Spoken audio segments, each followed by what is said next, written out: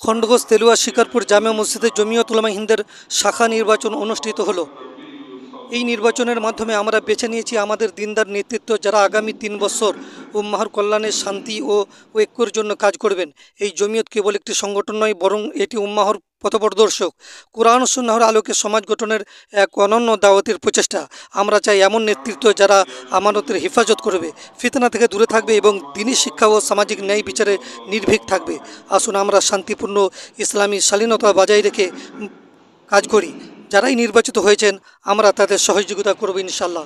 3 বরস পর এলো দিনের দায়িত্বের ডাক বাজে, সত্যের পথে উলামাদের শপথ নতুনভাবে সাজে।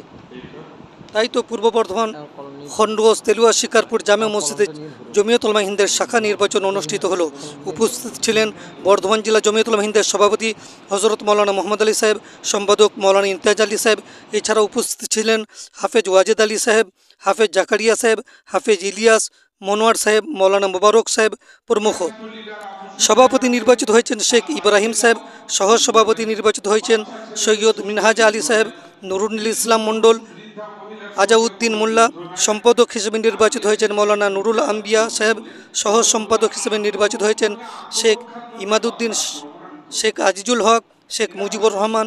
কোষাধ্যক্ষ নির্বাচিত হয়েছেন আলহাজ হিরুন আলী সাহেব। এ ব্যাপারে কি বললেন চলুন শুনে নেব।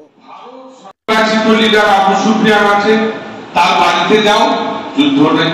বাচ্চা ছেলেদের সঙ্গে যুদ্ধ নাই, বৃদ্ধ পুরুষ বৃদ্ধা মহিলার সঙ্গে কোনো যুদ্ধ নাই। আমি এসেছি এখানে জিয়ারত করবো বলে, তবে তোমরা আক্রমণ করলে আত্মরক্ষার জন্য পাল্টা আক্রমণ করবো। এটা হলো ইসলাম। নবীজির দেখানো ওই পথ পথরে ভারত স্বাধীনের আগে যাবে, যারা চলে যাবে আর যারা থেকে যাবে, এদের ভবিষ্যৎ কি হবে, এটাই হুজুগ তুলে দিলে তো মানুষের ভিতরে হুজুগের কাজ হয়, স্বাভাবিক কথা। আমরা তো কম বেশি জানি যে কোথাও বাংলায় একটা কথা যে হুজুগে বাঙালি, হুজুগে বাঙালি নাই, হুজুগে ভারত। হুজুগ তুলে দেওয়া চলে যাবে। দেখুন, মূলত আজকে যে সভা আমরা দেখলাম, এই সভার কর্মসূচি ছিল জমিয়ত উলামা হিন্দের মানে যে জোনগুলো তৈরি করা হয়েছে, যে শাখাগুলো তৈরি করা হয়েছে, সেই শাখাগুলোর সভাপতি, সহসভাপতি, সম্পাদক, সহসম্পাদক, ক্যাশিয়ার, সহ ক্যাশিয়ার, এভাবে বানিয়ে একটা কমিটি তৈরি করা হচ্ছে। এই তেলুয়া শিকারপুরে এই জামে মসজিদে মানে সুন্দরভাবে একটা কমিটি গঠন করে দেওয়া হলো। এবং এর আগে আমরা সিহারা বাজারকে গঠন করা হয়েছে, বেরুক গ্রাম গঠন করা হয়েছে, খেজুরহাটি গঠন করা হয়েছে, মেটেডাঙ্গা মানে গঠন করা হয়েছে।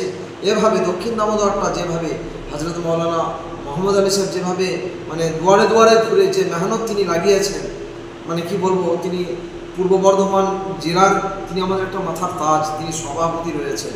এবং এই সভাতে আজকে আমরা পেয়েছিলাম হজরত মৌলানা ইমতিয়াজ আলী সাহেবকে, যিনি পূর্ব বর্ধমান জেলার তিনি সম্পাদক রয়েছেন।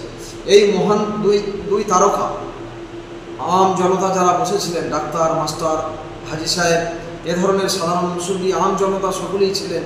তিনাদের সামনে যে বক্তৃতা, তিনারা যে বায়ান রেখেছিলেন, সে বায়ানে সাধারণ মানুষরা তিনারা খুব আপ্লুত হয়েছে। সেই জন্য আজ এই তেলুয়া শিকারপুরে এই জামে মসজিদে আজ যিনি ইমাম, তিনি হাফেজ জাকারিয়া সাহেব, তিনি যে বন্দোবস্ত করেছেন গ্রামের মানুষদেরকে নিয়ে, এই জন্য গ্রামের মানুষকেও আমরা সাধুবাদ জানাই, শুকরিয়া জানাই যে সত্যিই আপনারা এতগুলো মেহমানের যেভাবে মেহমানদেরকে আপনারা আপ্যায়ন করেছেন এবং হজরতদেরকে যেভাবে আপ্যায়ন করেছেন, এতে আমরা খুবই খুশি।